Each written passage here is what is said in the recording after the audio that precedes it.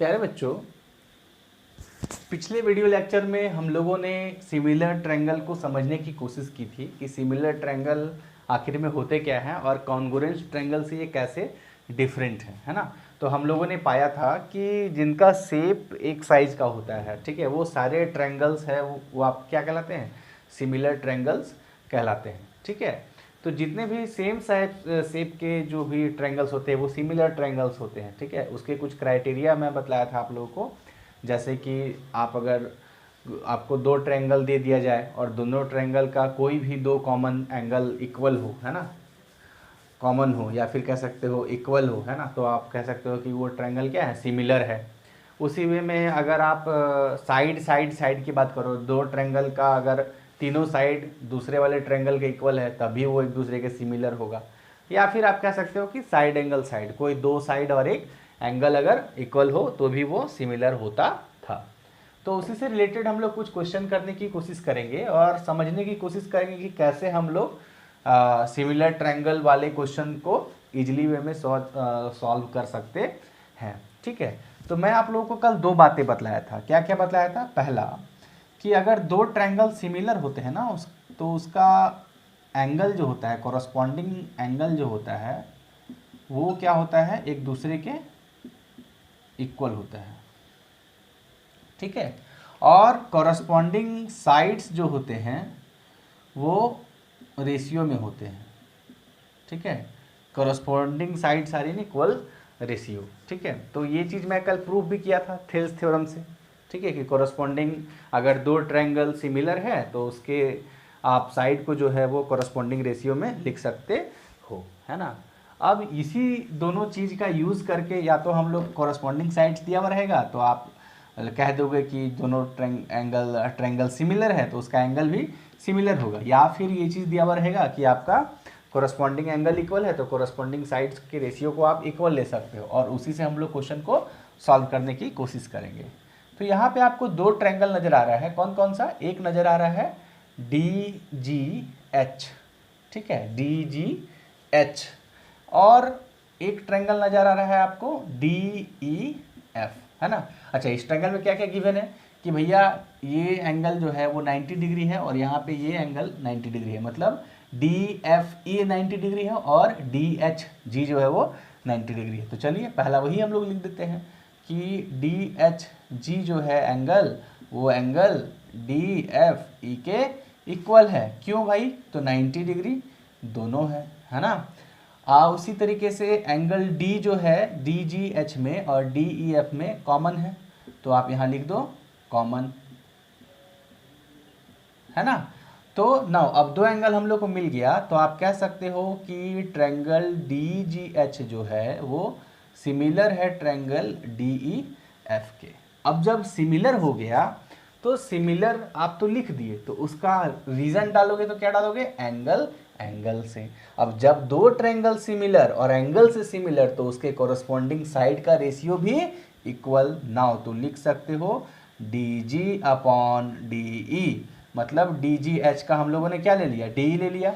अब हम लोग लेंगे इसका क्या? DH इस ट्रायंगल का ले लेते हैं और उस ट्रायंगल का ले लेते हैं DF, है ना। अब अगर हम लोग वैल्यू पुट करें तो हम लोग को क्या मिलेगा? x का वैल्यू मिल जाएगा, तो हम लोग को DG और DE निकल जाएगा। ये चीज़, ये क्वेश्चन तो बहुत आसान था, समझाने की ज़रूरत है नहीं, है ना। तो DG का वैल्यू जो है हम लोग क्या लिख दिए? 3x माइनस 1, और DE का वैल्यू ले लिए 4x प्लस में 2, और DH का वैल्यू हम लोग क्या ले लेंगे? 8 अपॉन DF का वैल्यू 12। अब अगर आप इसको क्रॉस मल्टीप्लाई करो तो क्या मिलेगा? 12 3 जा 36x माइनस 12 8 4 जा 32x और प्लस में 16। ठीक है, सारे को LHS में ले आओ तो क्या हो जाएगा? 32x minus 12 minus 16 equals to 0, है ना।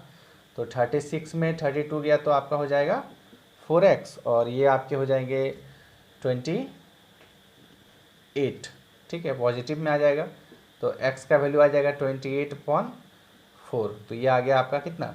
7। नाउ अगर आप DG और DE निकालने की कोशिश करो तो डी जी आप निकाल सकते हो 3 इंटू एक्स का वैल्यू 7 माइनस 1 यानी कि 3 7 जा 21 और 20 यानी डी जी की वैल्यू हो जाएगी 20 और डी ई का वैल्यू आपका हो जाएगा 4 मल्टीप्लाई बाय 7 माइनस प्लस में 2 तो 4 7 जा 28 और 2 30 यानी डी जी की वैल्यू हो जाएगी 20 और डी ई की वैल्यू हो जाएगी 30 है ना। अब देखो अगर आप इसमें पुट करोगे ना तो आपका रेशियो सेम आ जाएगा, हालांकि आपको यहीं तक करना है लेकिन मैं आपके अंडरस्टैंडिंग के लिए थोड़ा समझा दे रहा हूँ। देखो डी जी आपका क्या था 3x माइनस 1 था, डी जी का वैल्यू आपने क्या निकाला है 20 निकाला है और डी ई का वैल्यू आपका क्या है 4x प्लस 2 था, क्या आया है 30। ठीक है, डी एच का वैल्यू आपका है 8 और डी एफ का वैल्यू क्या है 12 है ना। तो 10 2 जा 30 10 3 जा 30 4 2 जा 8 4 3 जा 12 है ना, सॉरी 4 2 जा 8 4 3 जा 12। तो देखिए ये भी 2/3 आपका आ गया और ये भी आपका 2/3 आ गया। तो इस तरीके से आप जो है क्या बोल सकते हो रेशियो वाला क्वेश्चन बहुत ही आसानी से क्या कर सकते हो सॉल्व कर सकते हो। ठीक है, हम लोग कुछ क्वेश्चन और लेते हैं और उसको सॉल्व करने की कोशिश करते हैं, है ना। अगर मैं थोड़ा बड़ा क्वेश्चन ले रहा हूँ सो डैट कि आप लोग अच्छे से चीज़ों को समझ पाए।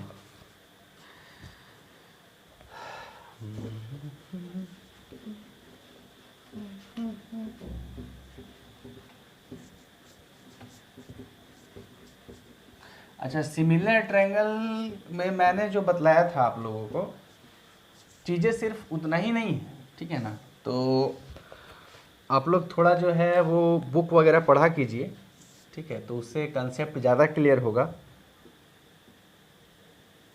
Throw the mid point M of side CD of a parallelogram ABCD, the line BM is drawn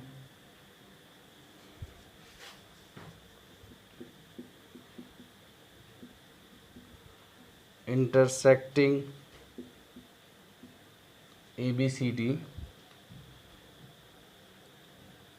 intersecting diagonal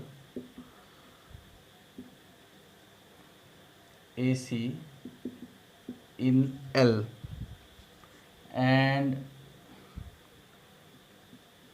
AD produced in E. Prove that EL equals to 2BL, है ना।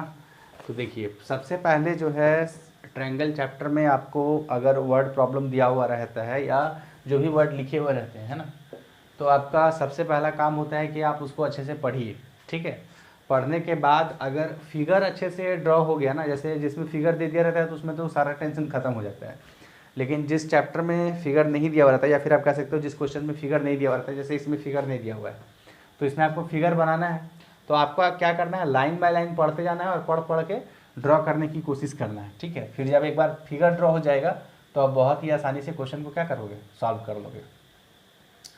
तो यहाँ पे जो बात बोल रहा है वो बोल रहा है कि एक पैरेललोग्राम है ABCD, ठीक है, एक पैरेललोग्राम है ABCD। तो हम लोग ले लेते हैं एक पैरेललोग्राम ABCD, है ना, ले लिए। Through the mid point of M of side CD, ठीक है, हो सकता है यहाँ पे एक मिड पॉइंट हो of side CD of a parallelogram ABCD। The line BM is drawn intersecting the diagonal, ठीक है, ये डायगोनल AC है, एक लाइन BM को हम लोगों ने ड्रॉ कर दिया इन L, इंटरसेक्ट कर रहा है पॉइंट L पे, and AD produced in E, and AD produced in E. Now prove EL equals to 2BL। ठीक है, तो हम लोग इसको मिला देते हैं, है ना। क्यों? क्योंकि हम लोग को EL जो है वो 2 गुने BL के बराबर प्रूव करना है ना। तो इसको हम लोग को प्रूफ करना है। तो चलिए प्रूफ करने की कोशिश करते हैं। तो सबसे पहला काम जो हम लोग करेंगे वो ये करेंगे कि AE और BC में रिलेशन ढूंढेंगे। क्यों? क्योंकि आप देखिए, देखने की बात है, ये ट्रायंगल ALE और BLC ये दोनों जो है आपका सिमिलर ट्रायंगल है, दिखने से भी है और वैसे भी आप प्रूफ कर सकते हो इसको। ठीक है, तो सबसे पहला काम जो है वो आपका क्या है कि आप AE और BC में रिलेशन ढूंढो, है ना। तो ये पॉइंट डी है आपका, मार्कर चेंज कर लो। ठीक है, तो हम लोग लेते हैं ट्रायंगल, इन ट्रायंगल MDE में लोगे क्या? हाँ ले लो, MDE में एंड ट्रायंगल MCB में। ठीक है, अब देखो यहाँ पे ये वाला ट्रायंगल और मैंने ये वाले ट्रायंगल को लिया है। ठीक है, तो आप कह सकते हो कि एंगल 1 जो है वो एंगल 2 के इक्वल है। क्यों? वर्टिकली अपोजिट से। एंगल 1 एंगल 2 जो है वो वर्टिकली अपोजिट एंगल होगा।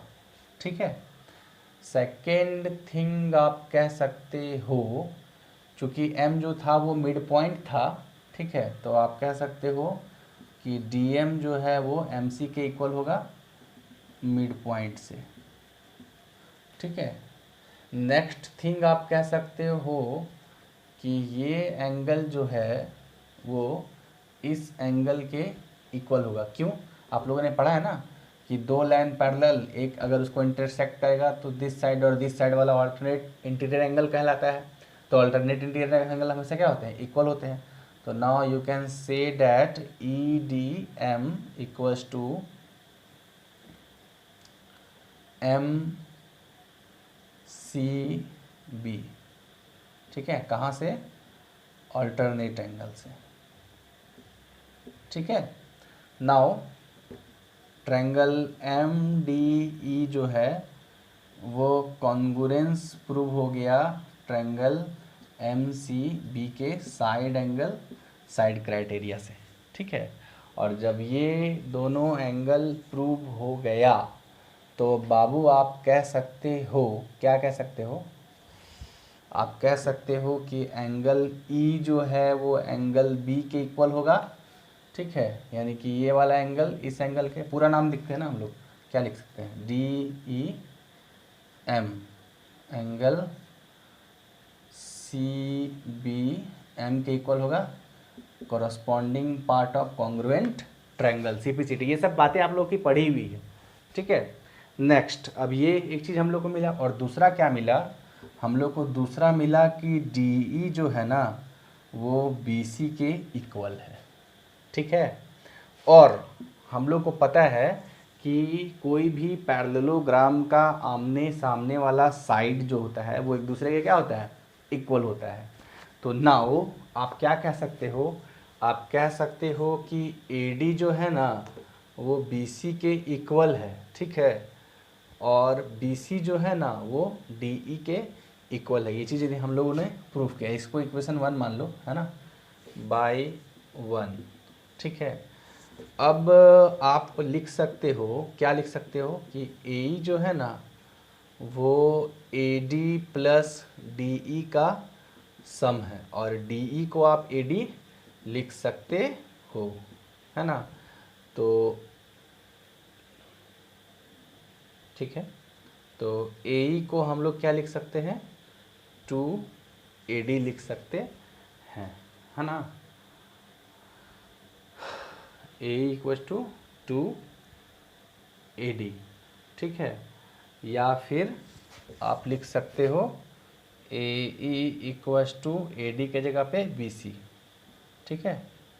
तो यहाँ से हमको, मैं बोला था ना इसमें और इसमें हम लोग को रिलेशन ढूंढना है, तो हम लोग को रिलेशन मिल गया। क्या मिला कि ए ई जो है ना वो 2 गुना है बी सी के, ठीक है। ए ई जो है वो 2 गुना है बी सी के, ठीक है। नाउ अब हम लोग इसको फिर से जो है आगे अगर बढ़ाएं, ठीक है, तो हम लोग को अब आसान हो जाएगा।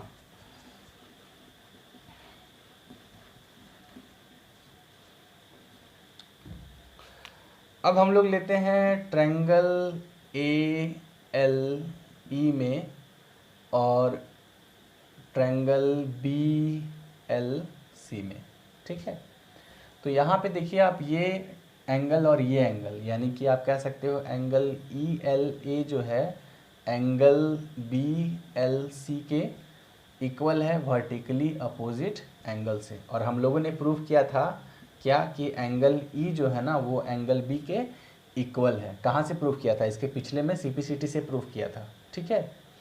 तो आप कह सकते हो कि ए एल ई जो है ना वो सिमिलर है ट्रायंगल बी एल सी के, ठीक है। अब दोनों ट्रायंगल यानी ये वाला ट्रायंगल और ये वाला ट्रायंगल आपका सिमिलर है, ठीक है। तो आप लिख सकते हो, क्या लिख सकते हो,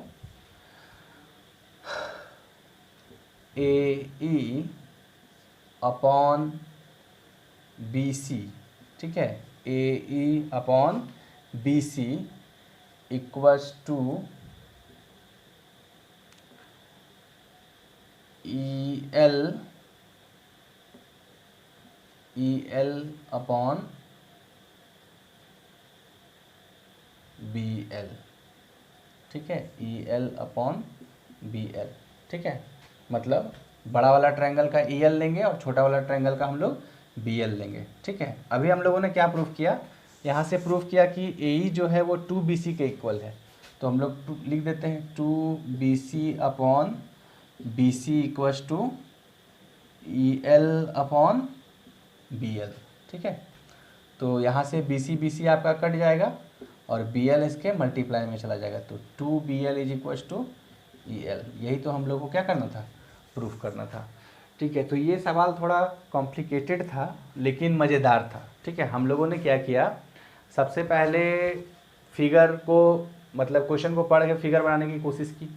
फिगर बनाने के बाद हम लोगों ने देखा कि भाई कौन कौन सा ट्रायंगल सिमिलर देखने में लग रहा है। सिमिलर ट्रायंगल का यही एक अपना फ़ायदा है कि आप ट्रायंगल को देख के बतला दोगे कि कौन कौन सा ट्रायंगल एक दूसरे के सिमिलर हो रहा है या नहीं हो रहा है। वो तो सच्चाई है कि जब तक आप उसको प्रूफ नहीं करोगे आपको मज़ा नहीं आएगा, लेकिन आप ट्रायंगल देख के ये पता लगा सकते हो कि कौन सा ट्रायंगल सिमिलर है या नहीं है, ठीक है। तो ट्रायंगल देख के हम लोगों ने क्या किया, सिमिलरिटी को प्रूफ किया और सिमिलरिटी से फिर रेशियो में लाए और रेशियो में लाने के बाद मैंने इसको प्रूफ कर दिया, ठीक है। तो जिस वे में मैंने क्वेश्चन को किया वैसे ही आप लोगों को जितने भी सिमिलर ट्रायंगल के क्वेश्चन हैं उसको लगाने की कोशिश करनी है। क्वेश्चन अगर नहीं बनता है तो मुझसे कांटेक्ट कीजिए, मैं फिर वो जो है आपको वो क्वेश्चन करके बतलाऊंगा कि आप उसको कैसे कर सकते हैं, ठीक है। हाँ, ये चैप्टर पेचीदा जरूर है, ज्योमेट्री हमेशा से पेचीदा रहा है, लेकिन अगर आप पूरे फैक्ट एंड फिगर को अगर अच्छे से समझ गए then it will be easy for you, okay. So I think so that ki you will do work hard for this chapter and solve all the question. Thank you.